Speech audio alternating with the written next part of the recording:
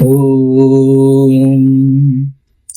శుక్లాంబరధరం విష్ణుం శశివర్ణం చతుర్భుజం ప్రసన్నవదనం ధ్యాయేత్ సర్వవిఘ్నోపశాంతయే అగజానన పద్మార్కం గజానన మహర్నిశం అనేకదంతం భక్తానాం ఏకదంతముపాస్మహే.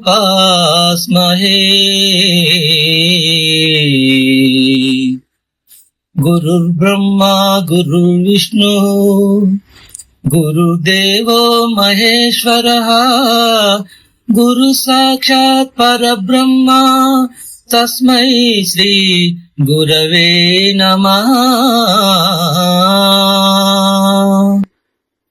ఓం శ్రీ వాగ్దేవీం మహాకాళీం మహాలక్ష్మీం సరస్వతీం త్రిశక్తి రూపిణీం అంబాం దుర్గాం చండి నమామ్యహం. ఆదిత్యాయ చ సోమాయ చ మంగళాయ బుధాయ చ గురు శుక్ర శనిభ్యశ్చ రాహవే కేతవే నమః. ఓం ఆపదామపహర్దారం దాతారం సర్వసంపదాం లోకాభిరామం శ్రీరామం భూయో భూయో నమామ్యహం. ఓం అఖండ మండలాకారం వ్యాప్తం యేన చరాచరం తత్పదం దర్శితం యేనం తస్మై శ్రీ గురవే నమః. ఓం వ్యాసాయ విష్ణురూపాయ వ్యాసరూపాయ విష్ణవే నమో వై బ్రహ్మనిధయే వాసిష్ఠాయ నమో నమః. జయ శ్రీరామ్, జయ శ్రీమన్నారాయణ. మహాభారతం ఆది పర్వం 4వ అధ్యాయం.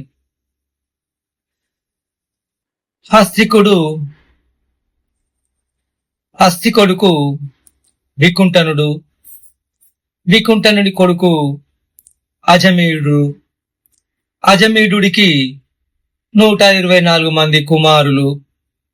అందులో సంవరుడు అనేవాడు సూర్యుడి కుమార్తె అయిన తపతిని వివాహం చేసుకున్నాడు. వారికి మరొక వంశకర్త అయిన కురు జన్మించాడు. అతని పేరు మీదనే కురు వంశం మొదలైంది. భారత యుద్ధం జరిగిన ప్రదేశం కూడా అతని పేరు మీదనే కురుక్షేత్రం అని పిలువబడుతున్నది. కురునకు విదూరథుడు పుట్టాడు. విదూరథుని కొడుకు అనశ్వుడు, అనశ్వుని కొడుకు పరీక్షిత్తు, పరీక్షిత్తు కొడుకు భీమసేనుడు, భీమసేనుడి కొడుకు ప్రదీపుడు, ప్రదీపుని కొడుకు ప్రతీపుడు, ప్రతీపుని కుమారుడు శంతనుడు. శంతనుడికి గంగాదేవికి దేవవ్రతుడైన భీష్ముడు జన్మించాడు. శంతనునికి యోజన గంధి అయిన సత్యవతికి చిత్రాంగదుడు, విచిత్ర వీర్యుడు అనే 2 కుమారులు పుట్టారు. అప్పుడు జనమేజయుడు వైశంపాయను చూచి, వైశంపాయన మహర్షి శంతన మహారాజుకు గంగాదేవికి ఎలా కలిసింది, వారికి భీష్ముడు ఎలా పుట్టాడు వివరించండి అని అడిగాడు. వైశంపాయనుడు ఇలా చెప్పసాగాడు. పూర్వము ఇక్ష్వాకు వంశంలో మహాభీషుడు అనే వాడు 1000 అశ్వమేధ యాగాలు, 100 రాజసూయ యాగాలు చేసి బ్రహ్మలోకానికి వెళ్లి అక్కడ దేవతలతోనూ మహర్షులతోనూ బ్రహ్మదేవుని సేవిస్తూ ఉన్నాడు. ఒకరోజు గంగాదేవి బ్రహ్మసభకు వచ్చినది. అప్పుడు ఆ సభలో గాలి బలంగా వేయడం వలన గంగాదేవి కట్టుకున్న చీర కొంచెం పైకి లేచి గంగాదేవి తొడలు కనపడ్డాయి. దేవతలందరూ తలలు పక్కకు తిప్పుకున్నారు. కాని మహాభీషుడు ఆసక్తిగా చూడసాగాడు. బ్రహ్మదేవుడు ఇది చూచి కోపం వచ్చి, మహాభిష, నువ్వు భూలోకమున మానవ వనితకు జన్మించు అని శాపం పెట్టాడు. తన తప్పు తెలుసుకున్నాడు మహాభీషుడు. బ్రహ్మదేవ, భూలోకంలో ప్రతీపుడు అనే పుణ్యాత్ముడు ఉన్నాడు కాబట్టి అతని కొడుకుగా జన్మిస్తాను అని కోరుకున్నాడు. బ్రహ్మదేవుడు సరేనని పరమిచ్చాడు. ఇది ఇలా ఉండగా గాలికి చీర తొలగినప్పుడు తన తొడలను చూచిన మహాభీషుని చూసి గంగాదేవి మోహపరవశురాలైంది. అతనినే తలుచుకుంటూ భూలోకానికి వస్తుంటే 8 మంది వసువులు ఆమెకు ఎదురుపడ్డారు. దీనంగా ఉన్న వారిని చూచి కారణం ఏమిటి అని ప్రశ్నించింది గంగాదేవి. అప్పుడు 8 మంది వసువులు గంగను చూచి, అమ్మా గంగాదేవి, మాకు వశిష్ఠ మహాముని భూలోకంలో పుట్టమని శాపం ఇచ్చాడు. అందుకని ఒక పుణ్యవతి గర్భంలో జన్మించవలనని పోవుచున్నాము. నువ్వు ఎదురుపడ్డావు. మేము నీకు పుత్రులుగా జన్మిస్తాము. మహాభీషుడు మానవలోకంలో ప్రతీపునకు శంతనుడై జన్మిస్తాడు. నీకు అతని సంగమము అవుతుంది. నీకు శంతనునికి మేము జన్మిస్తాము అని వారు కోరారు.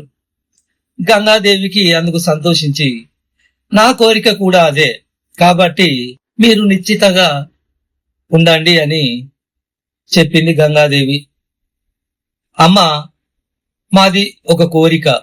మేము పుట్టిన వెంటనే గంగలో పడవేస్తూ మాకు భూలోకం నుండి విముక్తిని ప్రసాదించు. మాకు వశిష్ఠ మహర్షి కూడా అలాగే అనుమతి ఇచ్చాడు అని వారు గంగాదేవిని కోరారు. గంగాదేవి ఆలోచనలో పడింది. సరే, మీరు చెప్పింది బాగానే ఉంది, కానీ నాకు దీర్ఘాయుష్మంతుడైన ఒక కొడుకు కావాలి. అది ఎలాగా అని ఆలోచిస్తున్నాను అని అంది. అమ్మా గంగాదేవి, మాలో 8వ వాడు ప్రభాసుడు. అతడు మా అందరి అంశాలతో దీర్ఘాయువుగా నీ కన్న కొడుకై మానవలోకంలో ఉంటాడు అని వారు చెప్పారు. గంగాదేవి అష్టవసువులు అలా ఒప్పందం చేసుకుని వెళ్లిపోయారు. మానవలోకంలో ప్రతీపుడు అనే మహారాజు రాజ్యభోగాలను అనుభవించి గంగానది తీరంలో తపస్సు చేసుకుంటున్నాడు. ఒకరోజు గంగాదేవి ప్రతీపునకు ప్రత్యక్షమయ్యింది. ఒక దివ్యకాంత రూపంలో అతని కుడి తోడ మీద కూర్చుంది. ప్రతీపుడు ఆమెను చూచి ఆశ్చర్యపోయాడు. నీవు ఎవరవు? నా తొడ మీద ఎందుకు కూర్చున్నావు అని ప్రశ్నించాడు. దానికి ప్రతీప మహారాజా, నేను జహ్ను మహర్షి పుత్రికను జాహ్నవిని. నీకు భార్యను అవుదామని వచ్చాను. నన్ను స్వీకరించు అని కోరినది. ఓ జాహ్నవి, నాకు ఇప్పటికే పెళ్లి అయింది. నేను నా భార్యను తప్ప మరొక స్త్రీని మనసులో తలపను. అయినా నీ వంటి స్త్రీ ఇలా అడగడం న్యాయమా? పైగా ఆడవారు భర్త ఎడమ తొడ మీద కూర్చుంటారు, పుత్రులు తండ్రి కుడి తొడపై కూర్చుంటారు. నువ్వు నా కుడి తొడపై కూర్చున్నావు కాబట్టి నా కొడుకును వరించి పెళ్లి చేసుకొను అని చెప్పాడు ప్రతీపుడు. గంగాదేవి అక్కడి నుండి వెళ్లిపోయినది.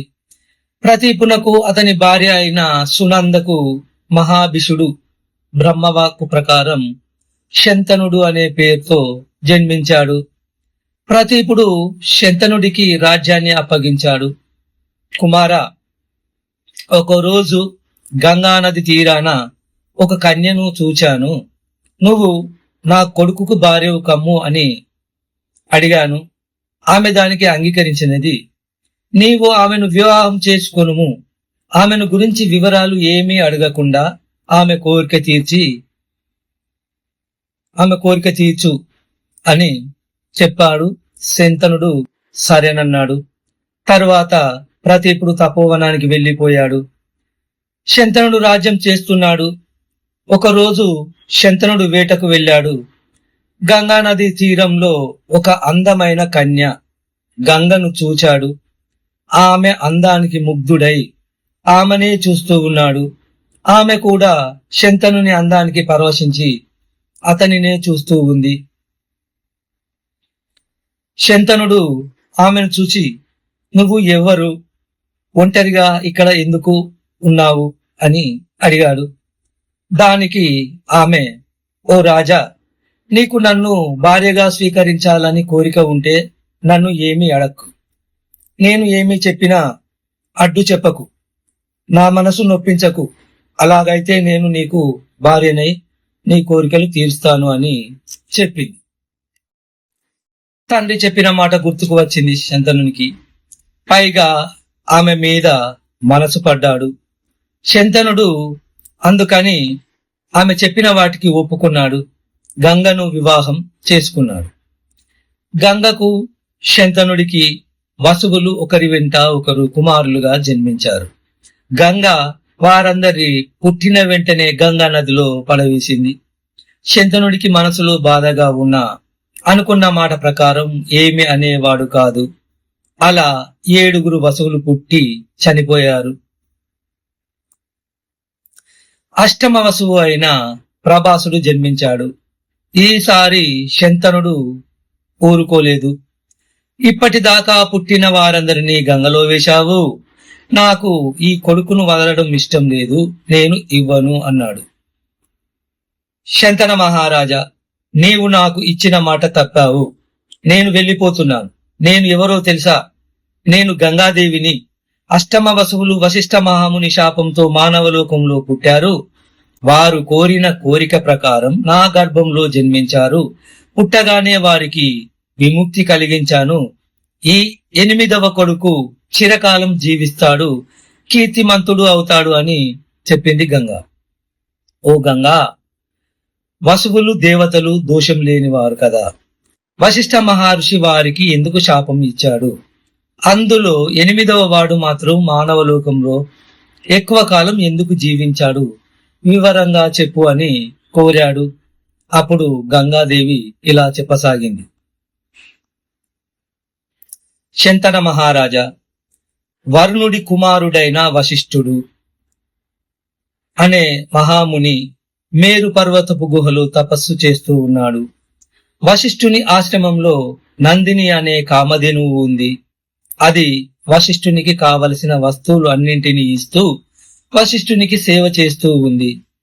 ఒకరోజు అష్టమ వసువులు వశిష్ఠుని ఆశ్రమానికి వచ్చారు. కామధేనువు చూచారు. అందులో దాని మహిమకు ఆశ్చర్యపోయారు.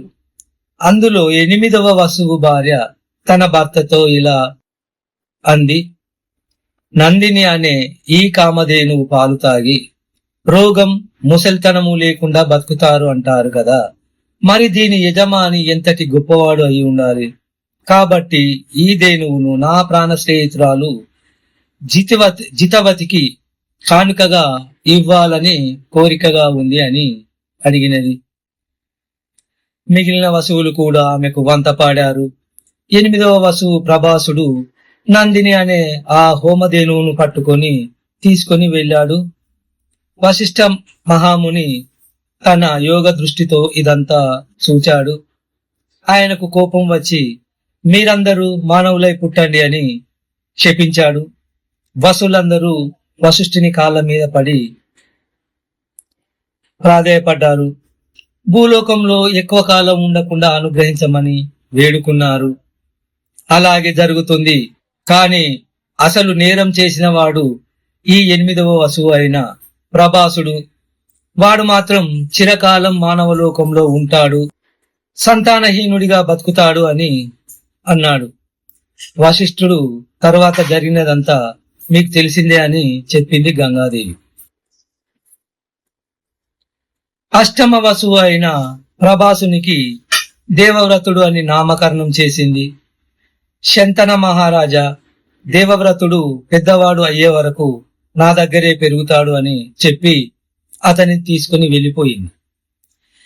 ఇదంతా విని శంతనుడు ఆశ్చర్యపోయాడు. జరిగిన దానికి విచారిస్తూ హస్తినాపురానికి వచ్చాడు. కొంతకాలం తర్వాత ఒకరోజు శంతనుడు వేట నిమిత్తం గంగానది తీరానికి వెళ్ళాడు. ఒకచోట గంగానది ప్రవాహం ఆగిపోయినట్టు అనిపించింది. శంతనుడు అది చూసి ఆశ్చర్యపోయాడు. దీనికి కారణం ఏమిటా అని ఆలోచిస్తూ గంగానది వెంట నడుస్తున్నాడు. అక్కడ ఒక చోట ఒక బాలుడు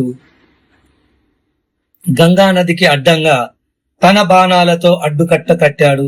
అతనే గంగా శంతనుల కుమారుడు దేవవ్రతుడు. కాని శంతనుడు ఆ కుమారుణ్ణి గుర్తించలేకపోయాడు. ఇంతలో గంగాదేవి అక్కడికి వచ్చి, ప్రభు, ఈ బాలుడు మీ కుమారుడు. వశిష్ఠుని వద్ద వేదాలు నేర్చుకున్నాడు. శుక్రుడు బృహస్పతి వద్ద ధర్మశాస్త్రాలు నేర్చుకున్నాడు. పరశురామునితో సమానంగా ధనుర్విద్యను నేర్చుకున్నాడు. ఇంకా నీ కుమారుని నీవు తీసుకొని వెళ్ళుము అని కుమారుని శంతనునికి అప్పచెప్పి గంగా వెళ్ళిపోయినది. వీరుడు, ధీరుడు, గుణవంతుడు, సకల విద్యాపారంగతుడు అయిన కొడుకును చూసి శంతనుడు ఉప్పొంగిపోయాడు. కొడుకుతో సహా హస్తినాపురానికి వచ్చాడు. దేవవ్రతునికి యువరాజ్య పట్టాభిషేకం చేశాడు. ఒకరోజు శంతనుడు యమునా నది తీరంలో విహరిస్తూ ఉండగా దూరం నుండి మంచి పరిమళం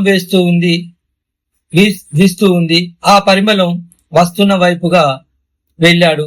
అక్కడ ఒక అందమైన కన్యను చూసి శంతనుడు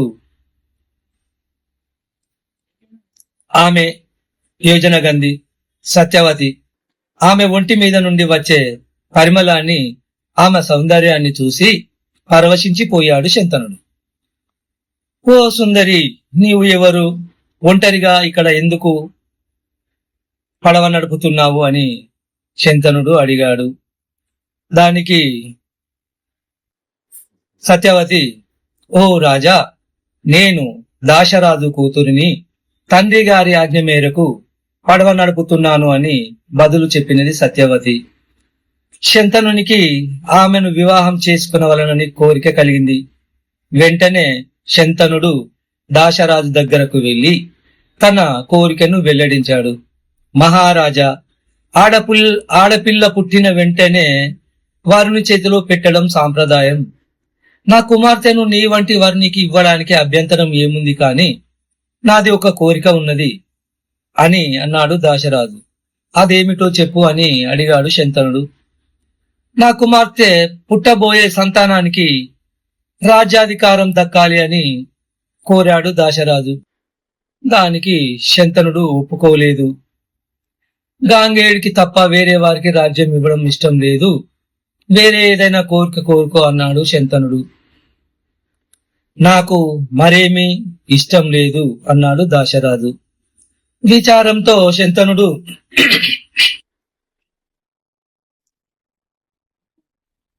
హస్తినాపురానికి తిరిగి వచ్చాడు. అప్పటి నుండి శంతనుడు రాచకార్యాలు సరిగా చూడడం లేదు. ఎప్పుడూ ఏదో విచారంగా ఉంటూ ఉండేవాడు. గాంధేయుడు ఇది చూసి, తండ్రి, మీ మనోవేదనకు కారణం ఏమిటి అని తండ్రిని అడిగాడు. గాంగేయ, ఒక పుత్రుడు కలవాడు అసలు సంతానం లేనివాడు సమానమే అని ధర్మశాస్త్రాలు చెబుతున్నాయి. నీకు తోడుగా మరికొంతమంది కొడుకులను కనాలని నాకు కోరికగా ఉంది. పైగా నువ్వు అస్త్రశస్త్ర విద్యలో ఆరితేరిన వాడవు, శత్రువుల పట్ల క్రూరుడవు, అత్యంత సాహసికుడవు. కాబట్టి నీకు ప్రమాదం ఎప్పుడు పొంచి ఉంది. నువ్వు ఎన్నాళ్ళు బతుకుతావో తెలియదు. ఇంకా కొంతమంది పుత్రులు ఉంటే బాగుంటుందని నా కోరిక అని శంతనుడు తన కొడుకుతో అన్నాడు. తండ్రికి మరల వివాహం చేసుకునవలనని కోరిక ఉన్నదని తెలుసుకున్న గాంగేయుడు మంత్రులతో ఆలోచించి అసలు విషయం తెలుసుకున్నాడు. దాశరాజు దగ్గరకు వెళ్ళాడు. దాశరాజా, నీ కుమార్తె యోజనగంధిని నా తండ్రి శంతనునికి ఇచ్చి వివాహం చేయము అని దాశరాజును కోరాడు. కుమారా, చాలా సంతోషం. నీవు నీ తండ్రి కొరకు కన్యను అడగడానికి వచ్చిన ధర్మాత్ముడివి. ఈ కన్య సామాన్యురాలు కాదు. ఉపరిచర వసు వీర్యానికి జన్మించినది. ఆ ఉపరిచర వసువుకు ఈ కన్యను శంతన మహారాజుకే ఇమ్మని చెప్పాడు. అందుకే ఇది వరకు దేవలుడు అడిగినా ఇవ్వలేదు. కాని నాది ఒక కోరిక, నా కూతురికి పుట్టే పుత్రులు సవతి కుమారులు కాకూడదు, కాబట్టి ఆ దోషం లేకుండా చెయ్యి అని చెప్పాడు. గాంగేయునికి దాశరాజు ఆంతర్యం అర్థమైనది. వెంటనే అక్కడ ఉన్న వారినందరినీ పిలిచి, ఇక్కడ చేరిన రాజులు, అమాత్యులు, ప్రజలు అందరూ వినండి. నా తండ్రికి కాబోయే భార్య అయిన ఈ యోజన గంధికి పుట్టబోయే పుత్రులే ఈ రాజ్యానికి వారసులు అవుతారు. అతనే మన అందరికి ప్రభు అని చెప్పాడు. కాని దాశరాజుకు ఒక సందేహం కలిగినది. గాంగేయ, నీవు రాజ్యాధికారాన్ని వదులుకున్నావు, కాని నీకు పుట్టబోయే పుత్రులు ఊరుకోరు కదా, వారు నీ మాటను అంగీకరిస్తారా అని అడిగాడు. దాశరాజా, నాకు పుత్రులు కలిగితేనే కదా ఆ సమస్య వచ్చేది. అందుకే నేను ఈ రోజు నుండి బ్రహ్మచర్య వ్రతాన్ని స్వీకరించాను. ఆ జన్మాంతము బ్రహ్మచారిగానే ఉంటాను. నీ కూతురుని నా తండ్రికి ఇచ్చి వివాహం చేయడానికి అభ్యంతరం లేదు కదా అని అన్నాడు గాంగేయుడు. గాంగేయుడు చేసిన ఈ భీషణమైన ప్రతిజ్ఞ భీష్మ ప్రతిజ్ఞగా చరిత్రలో నిలిచిపోయింది. దేవతలు పూలవాన కురిపించారు. ఆ రోజు నుండి గాంగేయుడు భీష్ముడుగా ప్రసిద్ధి చెందాడు. దాశరాజు వెంటనే తన కూతురు యోజన గంధిని శంతనునికి ఇచ్చి వివాహం జరిపించాడు. తన కుమారుడు అయిన గాంగేయుడు తన కోరిక తీర్చడం కోసం చేసిన త్యాగాన్ని శంతనుడు ఎంతగానో ప్రశంసించాడు.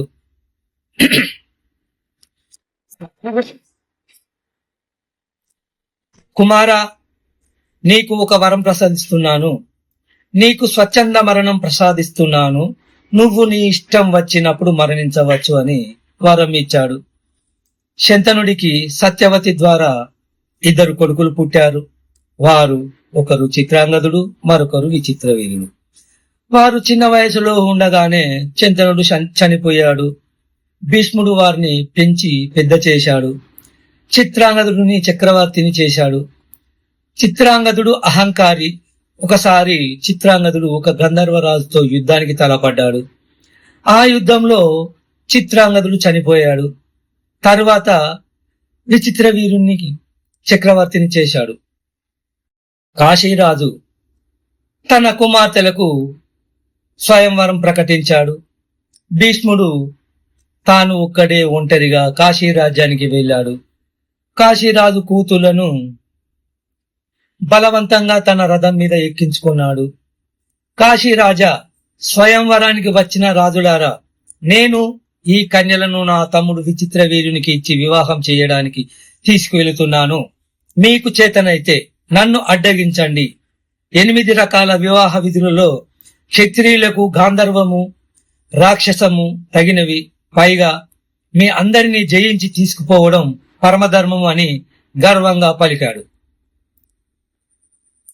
అక్కడ ఉన్న రాజులు అందరూ భీష్ముని ఎదిరించారు. కాని భీష్ముడు అందరినీ జయించాడు. సాల్వుడు అనే రాజు మాత్రం పట్టు విడవకుండా భీష్ముని వెంబడించాడు. భీష్మునికి సాల్వునికి ఘోర యుద్ధం జరిగినది. అందులో సాల్వుడు ఓడిపోయాడు. వెనక్కు తిరిగాడు. భీష్ముడు హస్తినాపురానికి వెళ్ళిపోయాడు. కాశీరాజు పుత్రికలు అంబ, అంబిక, అంబాలిక ఈ ముగ్గురిని విచిత్ర వీరునికి ఇచ్చి వివాహం చేయడానికి ఏర్పాటు చేస్తున్నాడు.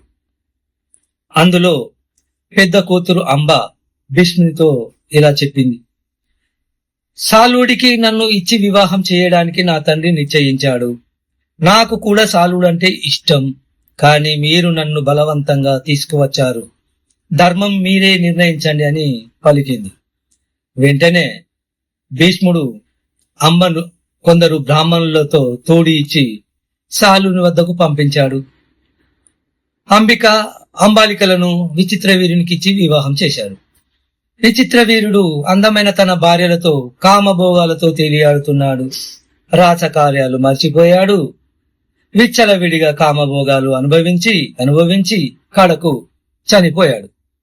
ఇప్పుడు రాజ్యం రాజు లేని రాజ్యం అయింది. ఒకరోజు సత్యవతి భీష్ముని చూసి, కుమారా, ప్రస్తుతం ఈ భరత సామ్రాజ్యానికి వారసులు లేరు. నువ్వు ఒక్కడివే రాజ్యానికి అర్హుడివి కాబట్టి నువ్వే ఈ రాజ్యానికి చక్రవర్తివి అయి హాయిగా పెళ్లి చేసుకుని సంతానాన్ని కని ఈ వంశాన్ని ఉద్ధరించు అని చెప్పినది. దానికి భీష్ముడు, అమ్మా, నేను ఆ జన్మాంతం బ్రహ్మచారిగా ఉంటానని ప్రతిజ్ఞ చేశాను. రాజ్యాధికారం ముట్టనని శపథం చేశాను. ఇప్పుడు మీరు ఇలా పలకడం తగునా? నేను మాత్రం నా బ్రహ్మచర్య వ్రతాన్ని విడువను. శంతనుని వంశము వృద్ధి చెందేట్టు నాకు తెలిసిన క్షత్రియ ధర్మాన్ని చెబుతాను, వినండి. దీనిని బ్రాహ్మణులతోనూ ధర్మ విధులతోనూ ఆలోచించి నిర్ణయం తీసుకోండి. పూర్వము పరశురాముడు క్షత్రియ లోకాన్ని సమూలంగా నాశనం చేసినప్పుడు వారి భార్యలు ఉత్తమమైన బ్రాహ్మణుల వలన సంతానాన్ని కని క్షత్రియ వంశాలను నిలిపారు. అదియును కాక ఉతద్యుడు, బృహస్పతి అన్నదమ్ములు. ఉతద్యుని భార్య మమత, ఆమె గర్భవతి. ఒకరోజు బృహస్పతి సోదరుడైన ఉతద్యుని ఇంటికి వచ్చాడు. మమతను చూశాడు.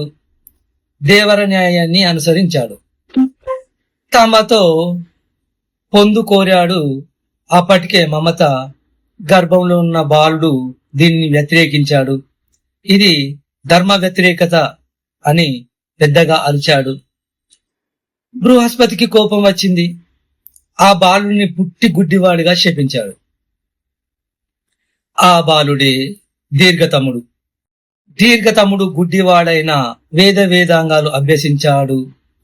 ప్రద్వేషిణి అనే కన్యను వివాహమాడాడు.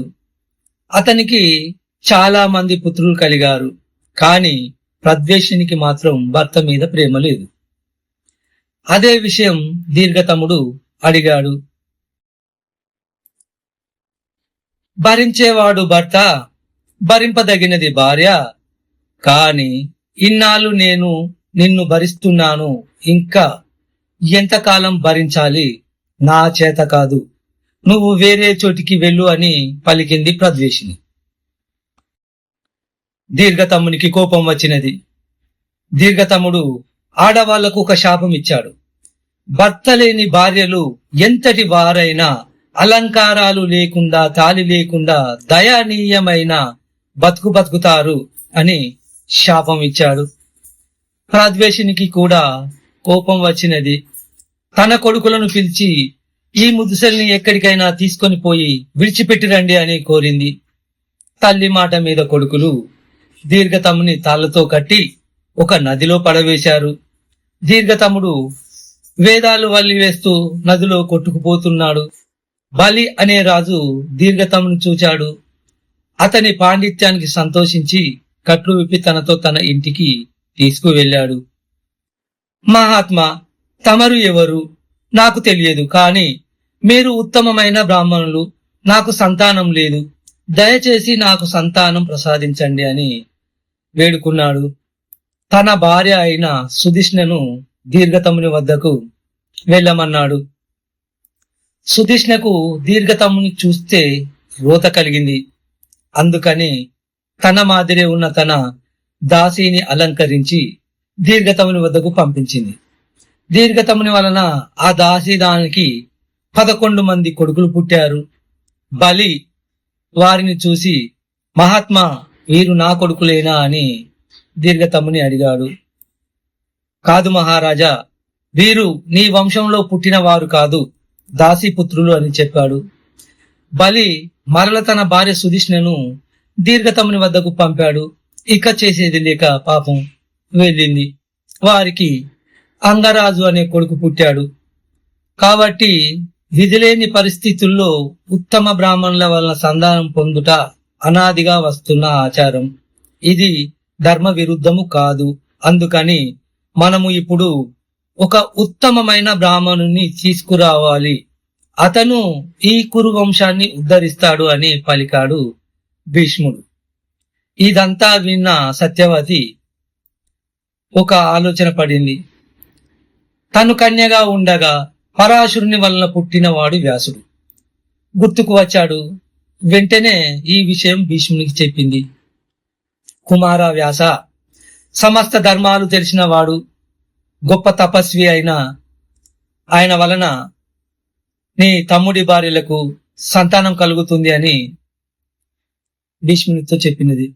వెంటనే మనసారా తన కుమారుడైన వ్యాసుని ప్రార్థించి వ్యాసుడు తల్లి ముందు ప్రత్యక్షం అయ్యాడు. చాలా రోజుల తర్వాత వచ్చిన కొడుకును చూసి ఆనందించి వ్యాసుడు తల్లికి నమస్కరించాడు. భీష్ముడు వ్యాసుని సత్కరించాడు. సత్యవతి కుమారుని చూచి, కుమార, ఈ రాజ్యానికంతా వారసుడైన ఈ భీష్ముడు తన భీషణ ప్రతిజ్ఞతో వివాహానికి రాజ్యాధికారానికి దూరం అయ్యాడు. నాకు వేరే కుమారులు లేకపోవడం వల్ల ఈ వంశం ఇంతటితో ఆగిపోయే ప్రమాదం ఉంది. ధర్మసమ్మతమైన దేవర న్యాయమున నీ తమ్ముని భార్యలయందు సంతానము పొందుము అని చెప్పినది సత్యవతి. అమ్మా, నీవు ఆజ్ఞాపించినట్లే చేస్తాను అని చెప్పాడు వ్యాసుడు. దేవర న్యాయం అనగా ఎవరైనా ఒక మహారాజుకు సంతానము లేనప్పుడు గాని, సంతానహీనుడుగా మరణించినప్పుడు గాని, ఆ మహారాజు భార్య ఒక వేద విధుడు, పుణ్యచరితుడు, సద్గుణ సంపన్నుడు అయిన బ్రాహ్మణుతో సత్సంగం చేసి సంతానం పొందవచ్చును. అది దేవర న్యాయం. సత్యవతి తన పెద్ద కోడలు అంబికను ఆ రోజు రాత్రి వ్యాసుని వద్దకు పంపించినది. వ్యాసుడు వచ్చాడు. సన్నగా, నల్లగా, పొడుగ్గా, జడలతో వికృతంగా ఉన్న వ్యాసుని చూసి భయంతో కళ్ళు మూసుకుంది అంబిక. వ్యాసుడు ఆమెకు పుత్రదానం చేశాడు. అంబికకు మహాబల పరాక్రమవంతుడైన కొడుకు పుట్టాడు.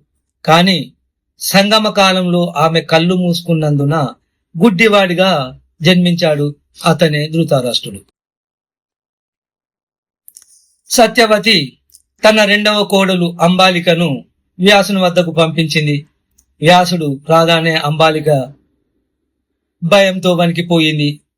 తెల్లగా పాలిపోయింది. అందుకని ఆమెకు మహాపరాక్రమవంతుడు, గుణవంతుడు, వంశకర్త అయిన కొడుకు పుట్టాడు. కాని సంగమ కాలంలో ఆమె పాలిపోయినట్టు అయినందున ఆ కొడుకు పాండువర్ణం అంటే తెల్లని వర్ణంతో పుట్టాడు. అతనే పాండురాజు. కాని అంబాలికకు గుడ్డివాడైన కొడుకు పుట్టినందుకు దుఃఖించినది సత్యవతి. మరొక కుమారుణ్ణి ప్రసాదించమని వ్యాసుడిని కోరినది. దానికి వ్యాసుడు సమ్మతించాడు. మరొక రూపవంతుడైన పుత్రుని ప్రసాదిస్తాను అన్నాడు. వెంటనే సత్యవతి పెద్ద కోడలు అంబాలికను మరలా వ్యాసుని వద్దకు వెళ్ళమని కోరినది. కాని అంబాలికకు వ్యాసుని వద్దకు వెళ్లి సంగమించడం ఇష్టం లేదు. అత్తగారి మాట కాదనలేక తన దాసి దానికి తన మాదిరి అలంకరణ చేసి వ్యాసుని వద్దకు పంపించినది. ఆమె దాసి కాబట్టి ఆమె వ్యాసుని చూసి భయపడలేదు, అసహించుకోలేదు. హాయిగా వ్యాసునితో కామక్రీడలలో తేలియాడింది. కాబట్టి ఆమెకు మాండవ్యం మహాముని శాపం కారణంగా యమధర్మరాజు ఆ దాసి గర్భంలో ధర్మవిధుడు, సర్వలక్షణ సంపన్నుడు అయిన విదురుడిగా జన్మించాడు. ఇప్పుడు జనమేజయునకు ఒక సందేహం కలిగినది. వైశంపాయన మునీంద్ర యమధర్మరాజుకు మాండవ్య మహర్షి శాపం ఎందుకు ఇచ్చాడు అని అడిగాడు. దానికి వైశంపాయనుడు ఇలా చెప్పసాగాడు. మాండవ్యుడు అనే మహర్షి ఉండేవాడు. ఆయన ఊరి వెలుపల ఒక ఆశ్రమం కట్టుకొని ప్రశాంతంగా తపస్సు చేసుకుంటూ ఉన్నాడు. ఒకరోజు కొందరు దొంగలు రాజుగారి ధనాన్ని దొంగిలించి సైనికులు వెంటపడగా పెరిగెత్తుకుంటూ అటుగా వచ్చారు. అక్కడ ఉన్న ఆశ్రమం చూసి అందులో దాక్కున్నారు. సైనికులు వచ్చి మాండవ్యుని చూసి, అయ్యా, ఇటుగా ఎవరన్నా దొంగలు వచ్చారా అని సవినయంగా అడిగారు. మౌనవ్రతంలో ఉన్న మాండవ్యుడు జవాబు చెప్పలేదు. సైనికులు ఆశ్రమంలో ప్రవేశించి అక్కడ దాక్కున్న దొంగలను పట్టుకున్నారు.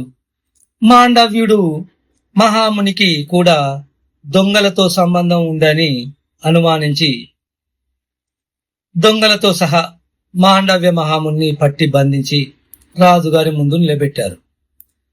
రాజుగారు ఆ దొంగలకు మరణ శిక్ష విధించాడు. సహాయం చేసినట్టు అనుమానిస్తున్న మాండవ్యునికి ఇనుప శూలం మీద కూర్చోబెట్టమని శిక్ష విధించాడు. కాని మాండవ్యుడు ఆ శిక్షకు భయపడక తపస్సు చేసుకుంటూ ఉన్నాడు. ఒకరోజు రాత్రి కొంతమంది మహాపురుషులు పక్షుల రూపంలో వచ్చి మాండవ్యుని చూసి, ఓ మహర్షి, మహానుభావుడైన నీకు ఈ శిక్ష వేసిన వారు ఎవరు అని అడిగారు.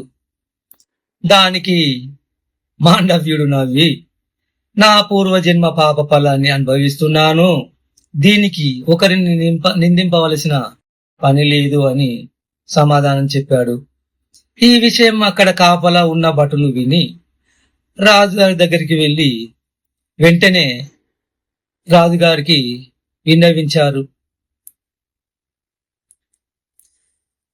రాజుగారు వెంటనే అక్కడకు వచ్చి మాండవ్యుని కిందికి దించమని ఆజ్ఞాపించాడు. కాని ఆ శూలం అతని శరీరం నుండి వెలుపలికి రాలేదు.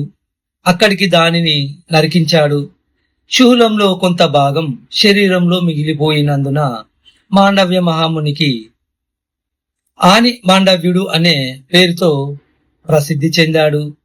తరువాత ఆ మాండవ్యుడు యమపురికి వెళ్లిపోయాడు. యమధర్మరాజా, మహారాజు నాకు అంతటి శిక్ష వేయడానికి నేనేమి తప్పు చేశాను అని యమధర్మరాజును ప్రశ్నించాడు. మహాముని, నువ్వు నీ చిన్నతనములో తూనీగలను పట్టుకొని చిన్న చిన్న మేకులకు గుచ్చి ఆనందించావు, అందుకని ఆ ఫలం ఇప్పుడు అనుభవించావు అని యమధర్మరాజు సమాధానం చెప్పాడు. దానికి మాండవ్యునికి ఎనలేని కోపం వచ్చి, యమధర్మరాజా, పిల్లలు 14 ఏళ్ల వయసు వచ్చే వరకు బాలురు అని పిలువబడతారు. ఆ వయసులో ఏది తెలిసి తెలియని వారు కాబట్టి ఈ రోజు మొదలు 14 ఏళ్లలోపు పిల్లలు ఏమి చేసినా అది తప్పు కాదు, పెద్దగా పాపము కాదు. కాని 14 ఏళ్లలో పిల్లలకు ఎవరన్నా అపకారం చేస్తే అది పెద్ద తప్పు అవుతుంది అని నిర్ణయం చేశాడు.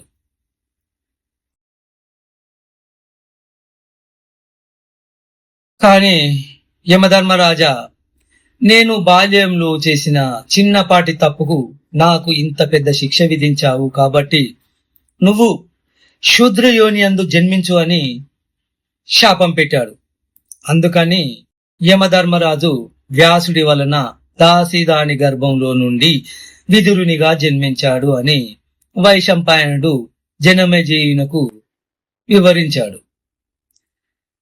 మహాభారతం ఆది పర్వం 4వ అధ్యాయం ఈ రోజుతో సమాప్తము అయినది.